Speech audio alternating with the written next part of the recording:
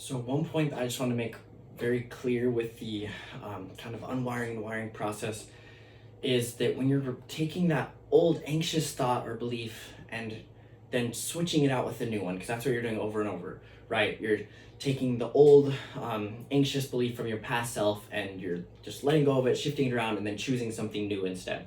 So when you're doing this, you're going to want to think of a belief or a new thought that you can actually convincingly think, or that you can actually like convincingly believe in, and that has power to it. Because if for example, if the anxious thing is like, oh shoot, I'm awkward, for the social anxiety that I used to have, if that's the old belief, and instead I'm like, no, like I'm super social and I can talk to anyone and connect with them and I love talking to people, it's awesome.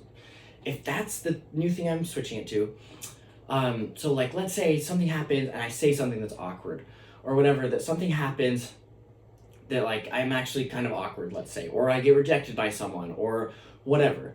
Then in that moment, that thought comes in, that old thought of, oh shoot, it's because you're awkward. Then instead of like, no, like I'm not awkward because I'm actually super socially skilled. Like that's good. But something that you could even add to it, or that you could have instead to be more powerful, could be like, but I know that if I believe that I'm socially skilled, and by believing on it, then I'll actually become socially skilled. So by believing that I am, and by choosing to embrace that outcome, then I actually will be socially skilled inevitably in the future, no matter what happened now.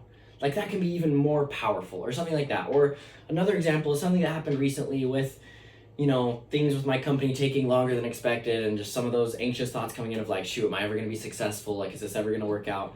And just some of the things like, in the past, there have been times when I failed at things that I really cared about, that I was like, God, like, why didn't you help me with those? Why did you let me fail, at that thing that I put my whole heart and soul into and worked really hard and had faith, and it still didn't work out.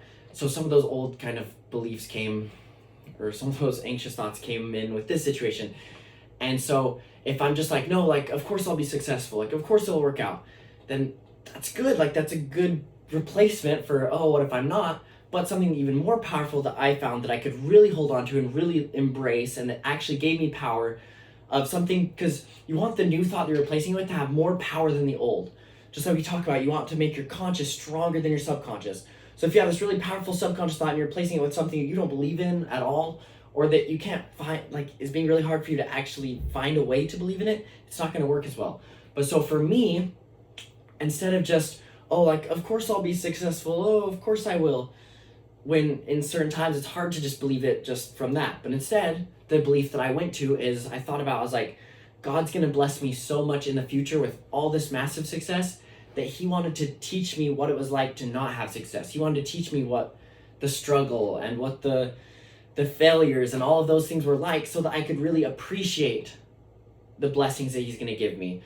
So all of these struggles and things are actually just because God wants me to remember that it's, that it's his doing when I am successful. And he wants me to stay grateful for that instead of feeling entitled. And he wants me to grow stronger so that I'm actually ready for those blessings and ready for those successes, instead of just having success quickly or things in a way that I couldn't appreciate it. Kind of like this quote I once heard where they're like, a blessing in the wrong time isn't a blessing at all. If, like, let's say you give your child the keys to a car when they're 5 years old, that's not a blessing at all.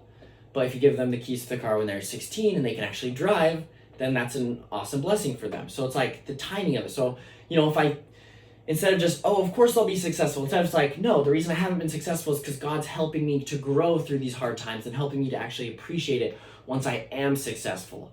And he's preparing me for those things. So these hard times, it's just because, the harder the struggle, the more amazing blessings I'm going to have in the future. So wow, this must mean that my future is going to be absolutely incredible. Or something like that can actually hold on to, that actually clicks in my brain more, and actually like that I can find more strength in believing that new thing and in shifting it to that new thing, instead of just trying to believe in something that doesn't make any sense to me and that just doesn't really click with me. So think about your own new beliefs, your own belief of how can things become like stronger and more inevitable of that new belief coming true, or ways that you can find to truly believe in something new in a way that connects with you, in a way that you can believe in it. And that doesn't mean that, oh, you're always going to be able to totally believe in it easily no matter what, but something that you can believe in better than just, oh, like, no, of course I'll be successful, like, whatever. But like something that actually connects with you and something that you can actually believe in, that actually has more strength than that old thought and that old belief.